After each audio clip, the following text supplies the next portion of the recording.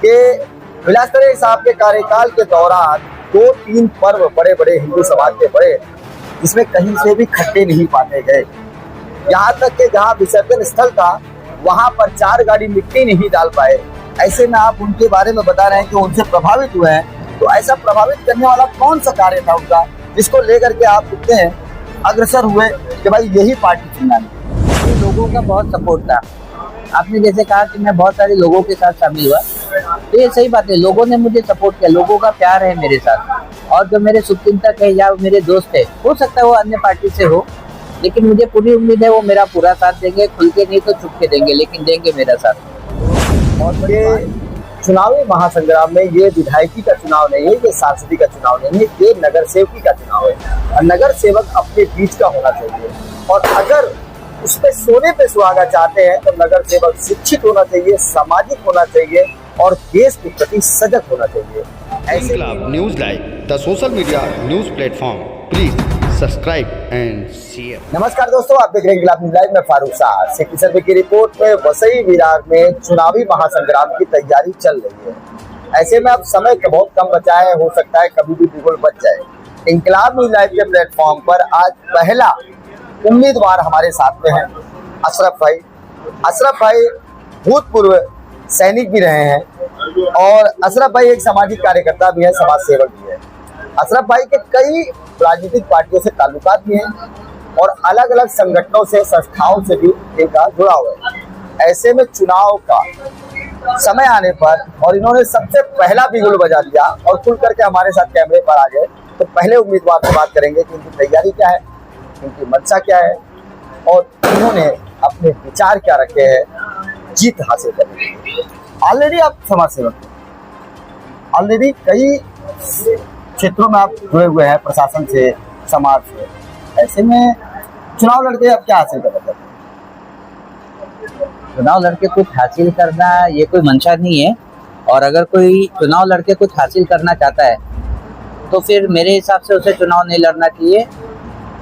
देखिए, समाज से जुड़े हुए थे, समाज की सेवा कर रहे थे।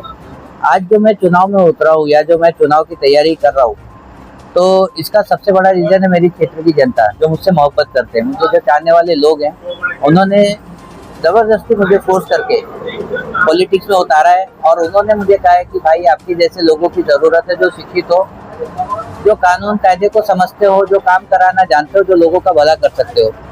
आज तक मैंने बहुत सारी संस्थाओं के साथ मिलकर जो काम किया है, तो लोग चाहते हैं कि मैं खुल के करूं और मतलब मैं चुनाव लड़ूं और प्रॉपर अथॉरिटी के साथ वो सब काम कर सकूं। इस वजह से फिर जनता के स्नेह और जनता की मोहब्बत की वजह से मुझे ये डिसीजन लेना पड़ा और मैं चुनाव लड़ रहा हूँ। मैं चाहूंगा दर्शकों तक आपका ये बात पहुंचे कि आपके जीवन की जीवनी क्या है, आपका उद्देश्य क्या है, आप शुरू से अब तक किस क्षेत्र में काम किए हैं और आगे भविष्य में किस क्षेत्र में लेकर जाएंगे? देखिए, मैं आपको बताता हूँ कि मेरी परवरिश यही हुई है और मैं, आप लोग ऐसा देख सकते हैं कि मैं आप लोगों का ही भाई, आप लोगों का ही बच्चा और आप लोगों में से ही एक हूँ। यहीं का बॉर्न एंड ब्रॉट अप हूँ, यहीं से मेरी स्कूलिंग हुई, यहीं से मैं जब कॉलेज में था तो मेरी मिलिट्री में भर्ती हो गई। मैं इंडियन नेवी में मैंने 15 साल किया है। मैंने पूरी जवानी अपनी देश के नाम की और मिलिट्री में रहते हुए मैंने अपना ग्रेजुएशन पूरा किया, मिलिट्री से रिटायर हुआ, वकालत की और आज मैं प्रैक्टिसिंग एडवोकेट हूँ। आज मेरा जो जीवन का उद्देश्य था या है वो ऐसा है कि देखो, अल्लाह ने मुझे सब कुछ दिया है। ऐसा दिया है कि मुझे कुछ करने की ज़रूरत नहीं है और मेरा घर आराम से चल सकता है। मेरे पास पेंशन है, मेरी प्रॉपर्टी के भाड़े हैं, उससे मेरा घर आराम से चल सकता है। लेकिन जब अल्लाह हमें चाहता तो कुछ भी बना सकता था। उसने अगर हमें इंसान बनाया तो कुछ उत्तरदायित्व दे के बनाया कि आज हम ऊपर वाले का शुक्रिया कैसे अदा कर सकते हैं, उसके लोगों की सेवा करके। अगर हम उनकी प्रॉपरली सेवा कर पाए, उनकी मदद कर पाए, तो वो प्रॉपर तरीका होगा मेरे हिसाब से ऊपर वाले की मदद करना, ऊपर वाले का शुक्रिया अदा करने में। तो मेरा जो जीवन का सबसे महत्वपूर्ण उद्देश्य है, एक ऐसी जिंदगी जीना जिसमें मैं सारे लोगों की मदद कर सकूं, उनकी सेवा कर सकूं। जब मैं इस दुनिया से जाऊं तो कोई भी एक ऐसा बंदा ना हो जो खुश हो रहा हो। लोग बोले एक अच्छा आदमी था चला गया, ऐसा ना बोले कि एक अच्छा हुआ चला गया। और मेरा जो उद्देश्य है ये है कि मेरे क्षेत्र का विकास करना। मेरा प्राइम फोकस जो रहेगा, अगर जनता मुझे चुनती है तो बाद में मेरा प्राइम फोकस जो है वो है हेल्थ सेक्टर और एजुकेशन सेक्टर। मेरा ऐसा मानना है कि अगर हम देखें तो हर घर में 5 साल में कोई ना कोई आदमी ऐसा बीमार पड़ता है कि उस घर की पूरी सेविंग उसमें खत्म हो जाती है। और हर घर में आज एजुकेशन सबसे बड़ी नीड है। और गरीब से गरीब आदमी भी एक बच्चे के पीछे महीने का 1,500 से 2,000 रुपए खर्चा कर रहा है उसकी एजुकेशन पे। आज देखिए जो हमारा क्षेत्र है वहाँ पे बहुत सारे बेचारे नौकरी पेशा लोग हैं जो 12,000, 15,000, 20,000 की नौकरी कर रहे हैं। 2 बच्चे पालने का अगर उनका 4,000 रुपए महीना सिर्फ एजुकेशन पे जा रहा है, अगर मैं अपने गवर्नमेंट स्कूल्स को, हमारे स्कूल्स को अच्छा कर सकूं और एजुकेशन सिस्टम को स्ट्रॉन्ग कर सकूं, प्राइवेट स्कूलों के बराबर ला सकूं, तो उनका ये जो 4,000 रुपए महीना, 5,000 रुपए महीना जो एजुकेशन में खर्चा हो रहा है वो बच्चों के भविष्य के लिए काम आ सकता है। अगर मैं यहाँ के एजुकेशन और इसी तरह अगर मैं यहाँ के हेल्थ सेक्टर पे काम करना चाहता हूँ, आज हमारे वसई विरार के लोगों को अगर कोई बीमारी हो जाए तो उनको इलाज के लिए जाना पड़ता है बॉम्बे, बड़े बड़े अस्पतालों के चक्कर काटने पड़ते हैं और वहाँ पे हमारे साथ सौतीला ट्रीटमेंट होता है। मैं कई संस्थाओं से जुड़ा हुआ हूँ, मैं लोगों को जैसे एम्बुलेंस अरेंज कर करके हम लोग भेजते हैं। वहाँ पे क्या होता है कि आप वसई विरार से आप बॉम्बे के नहीं है तो आपके साथ एक सौतेला व्यवहार होता है। तो हमारे क्षेत्र में क्यों नहीं होने चाहिए मल्टी स्पेशलिटी हॉस्पिटल जो फ्री में इलाज कर रहे हो? महानगर पालिका में इतने पैसा आता है हेल्थ के नाम पे, हमारा जो कर हम वसूली करते, घर पट्टी देते हैं, उसमें कितना पैसा एजुकेशन के नाम पे लिया जाता है, कितना पैसा हेल्थ के नाम पे लिया जाता है। उस प्रकार की सुविधा हम क्यों नहीं दे पाए आज तक? तो इससे पहले तो किसी नगर सेवक ने ऐसे विषयों को नहीं लिया था। क्या आप इस विषय को गंभीरता से लेंगे? मैं इस विषय को अगर गंभीरता से नहीं लेता तो रात के 12:30 बजे बैठ के आपसे ये विषय डिस्कस नहीं कर रहा होता।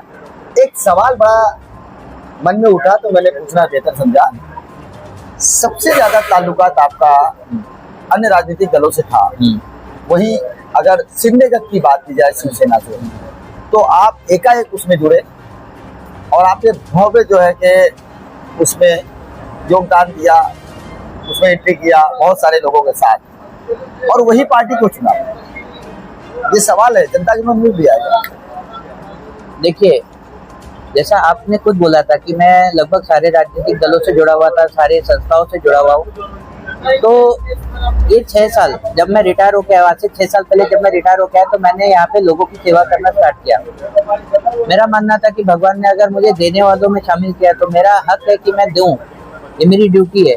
और इस लिहाज से मैंने कभी पार्टी के लिहाज से किसी की मदद की हो या क्षेत्र के लिहाज से किसी की मदद की हो, लैंग्वेज के बेस पे मदद की हो या रिलीजन के बेस पे मदद की, ऐसा कभी नहीं किया। मेरे पास जो भी जरूरतमंद आया मैंने उनकी मदद की। और ये रीजन था कि मेरा हर पार्टी में हर लोग से अच्छे ताल्लुकात है, हर क्षेत्र के लोगों से अच्छे ताल्लुकात है, हर धर्म के लोगों से अच्छे ताल्लुकात है। आप जो हमारा क्षेत्र वसई विरार, आप कहीं पे भी जाएंगे इंशाअल्लाह ताला कोई ना कोई मेरे ताल्लुकात का आपको मिलेगा। अब आपका जो ये सवाल है कि मेरी दूसरी राजनीतिक दलों से ज्यादा ताल्लुकात थे और मैं शिवसेना में क्यों आया, तो उसका रीजन ऐसा है कि देखिए, जो हमारे नेता है, हमारे माननीय आमदार विलास तरे साहब, उनके साथ हमारे पुराने ताल्लुकात थे और वो इस क्षेत्र के विकास के लिए बहुत गंभीर है। और उन्होंने भी जो मेरे लोग चाहते थे कि मैं पॉलिटिक्स में आऊँ और मैं एक्टिवली पॉलिटिक्स में पार्टिसिपेट करूँ, तो उनमें मुझे प्रोत्साहन देने में उनका भी बहुत बड़ा योगदान है। उनके गाइडेंस के तहत हम काम कर रहे हैं और उनकी जो सिंप्लिसिटी बोलिए, लोगों को हेल्प करने का नेचर बोलिए, या उनका जो नेतृत्व बोलिए, उसने मुझे प्रभावित किया और मैं शिवसेना में उनके नेतृत्व के अंदर उनकी टीम में शामिल हुआ। एक सवाल तब ऐसे समय पे ये उत्पन्न होता है कि शिवसेना के शिंदेगढ़ से विलास तरे साहब के कार्यकाल की आप तारीफ कर रहे हैं, वही मैं खुले तौर पे बोलता हूँ कि विलास तरे साहब के कार्यकाल के दौरान 2-3 पर्व बड़े बड़े हिंदू समाज के बड़े, जिसमें कहीं से भी खड्डे नहीं पाटे गए। यहाँ तक कि जहाँ विसर्जन स्थल था वहां पर 4 गाड़ी मिट्टी नहीं डाल पाए। ऐसे में आप उनके बारे में बता रहे हैं कि उनसे प्रभावित हुए हैं, तो ऐसा प्रभावित करने वाला कौन सा कार्य था उनका जिसको लेकर के आप इतने अग्रसर हुए कि भाई यही पार्टी चुनना है? देखिए, आप देश का माहौल देख रहे और आज बहुत से नेता अपनी अपनी गद्दी बचाने के लिए किसी एक तबके को स्पेसिफिकली दूर कर रहे या किसी एक तबके को गले लगा रहे। तो हमारे जो नेता हैं, जो हमारे सर है, जिनको हम अपना गुरु मानते हैं, उन्होंने कभी वो काम नहीं किया। वो हर किसी को वेलकम करते हैं और हर किसी का काम करके देते हैं। आप जो कह रहे हैं गड्ढों की बात और जो चार गाड़ी मिट्टी डालने की बात, तो ये बात आपको भी पता है कि बीच में कॉन्ट्रैक्टरों की हड़ताल हुई थी, और वो क्यों हड़ताल हुई थी कि वो पहले के बिल बकाए थे जो आज तक क्लियर नहीं हुए।